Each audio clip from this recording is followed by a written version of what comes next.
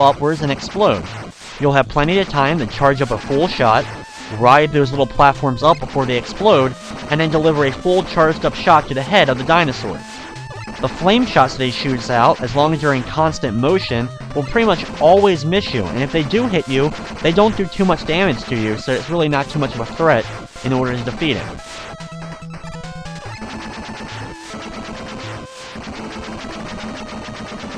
After only a few seconds, he's taken care of, and we now move on to Wily Stage number 2.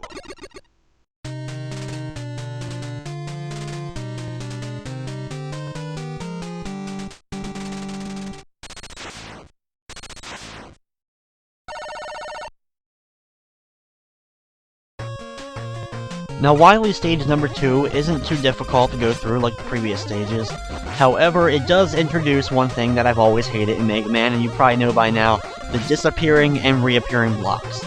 While we don't have to deal with them really too much in it, they are in this level, as we'll see right here, and I'm going to go ahead and cheat it a little bit by just using my Rush Jet adapter to go through it. Fly over here, wait for the platform to appear, change back so that I can use my slide and go underneath of it. They thought they could annoy me with them, however, thankfully though, we don't have to deal with them anymore in the stage.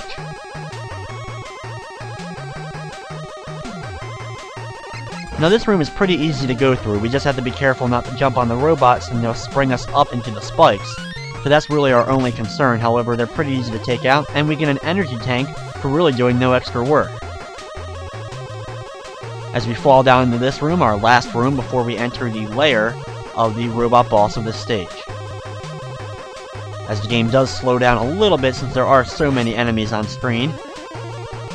As that one committed suicide there, and we now enter the lair of the boss. Now this boss is very annoying, and you're probably going to need to use at least one energy tank throughout it. It's this moving tank that slowly moves towards you, and every time that you shoot the legs of it, it slowly travels backwards. However, it moves so quickly it's hard to be able to dodge all the projectiles that it's shooting out and be able to move it back all the way. So usually, I just use my regular shot to hit him, and then when I land, try to shoot a couple of shots at his legs if possible. You may want to spend some seconds to just move him all the way across the screen before then moving backwards and then trying to attempt to hit him again. It's definitely one of the most difficult of the Wily Stage bosses that we've had to deal with, especially in this game. If you need to use an energy tank, go ahead and use one. However, once he's taken care of, we now move on to Wily Stage number 3.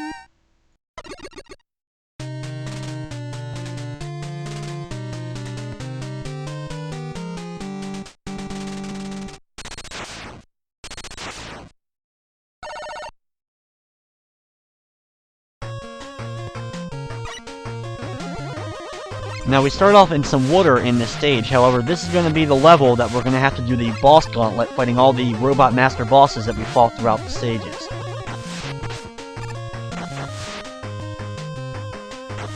When we make it to the end of this area, as I take a hit there, climb up the ladder, go through one more room here, dodging these guys on the walls. We're going to have to go ahead and switch to our Rush Jet adapter in order to fly up here.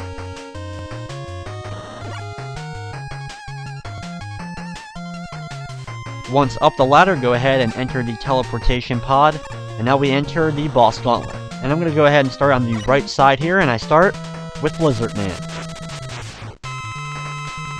Now returning to Mega Man 6 that was not here in Mega Man 5, we actually fight the robot bosses in a Wily Stage setting, in a different, like, neutral setting for the bosses, instead of fighting them in their own rooms, which we did in Mega Man 5.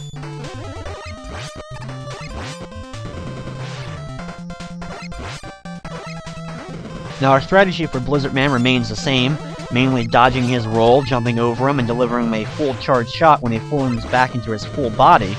And then when he does shoot out the snowflakes, dodge them when possible, but they don't do too much damage, so it's not bad to take a hit or two. Once he's taken care of, we get a little bit of health, transport back out, and now we'll move on to our next boss. Our next one is Flame Man. Now, Flame Man's boss's lair is similar to the one that we actually fought him in, however the color scheme's been changed, I guess due to the palette of this particular level. Now, as far as our boss strategy goes against him, he has those waves of fire he shoots out of the ground, which are pretty easy to dodge. and thankfully don't kill us too badly. And then he also is using his other projectile that he shoots out some random flame balls at us, which are really easy to dodge, which we really didn't see in our first encounter against him.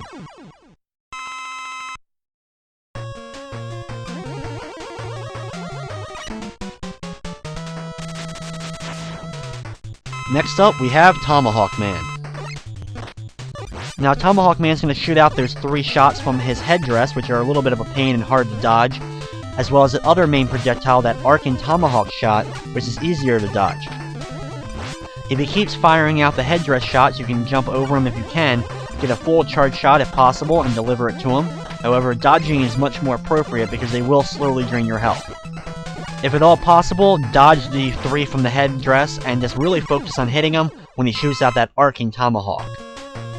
Once he's done, we have 3 of them down, and now we move on to Windman. Now, Windman still is pretty easy to deal with. His projectile is really easy to dodge over, and when he tries to suck you in, use that opportunity to get a full charge shot and deliver it on him when he stops.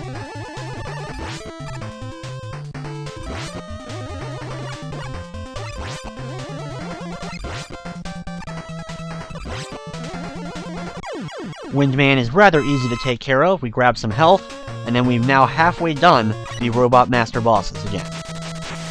Next up is Centaur Man.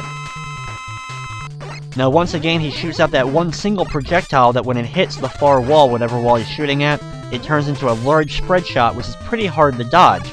So you want to be sure that you're as far away from the wall that he's shooting at as possible, so that when it spreads out, you'll be able to get underneath of that middle shot that's coming straight at you.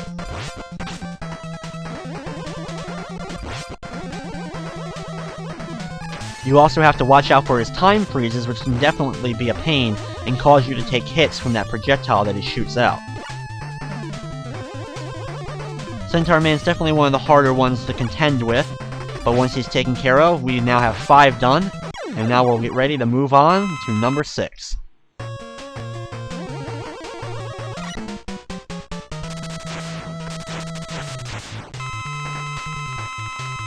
Next up is Nightman, who's rather easy to deal with. He shoots out his mace ball and it comes back to him like a boomerang.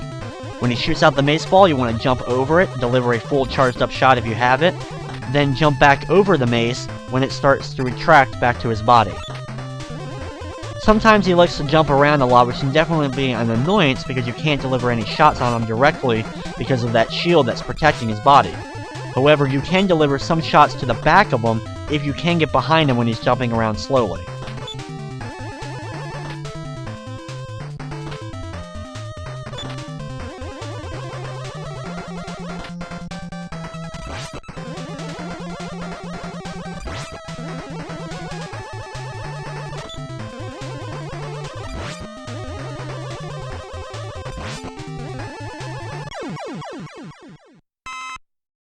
Once Nightman's done, we go ahead and continue on with only 2 left, and now we move on to Plant Man.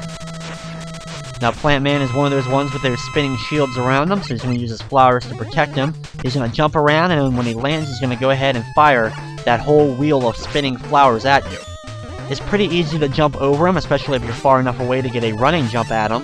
And then when he does do it, jump over him, deliver a full charged up shot, and you'll drain his health in no time.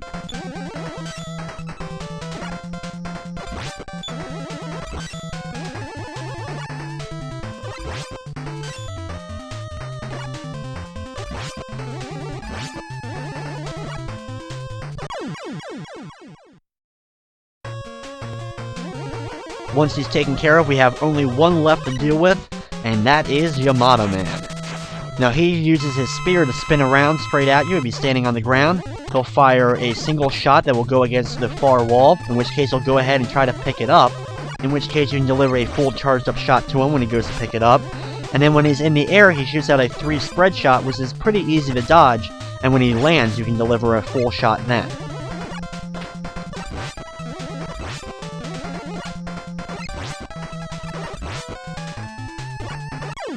Now with the last of the Robot Masters taken care of, the last pod is now open and we can go in it, and however, instead of taking us to a boss battle like it usually does, we're going to one last stage.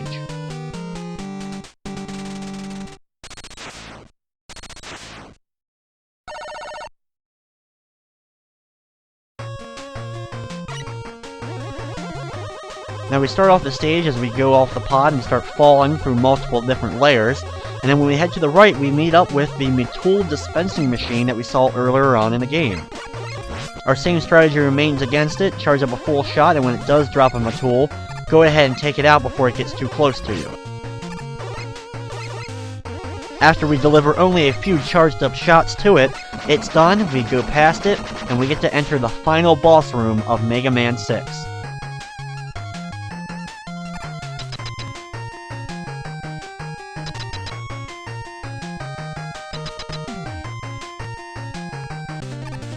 So here we go with our final series of boss battles in Mega Man 6. Now you want to deliver a full charged up shot to either the glowing left or right part of his body.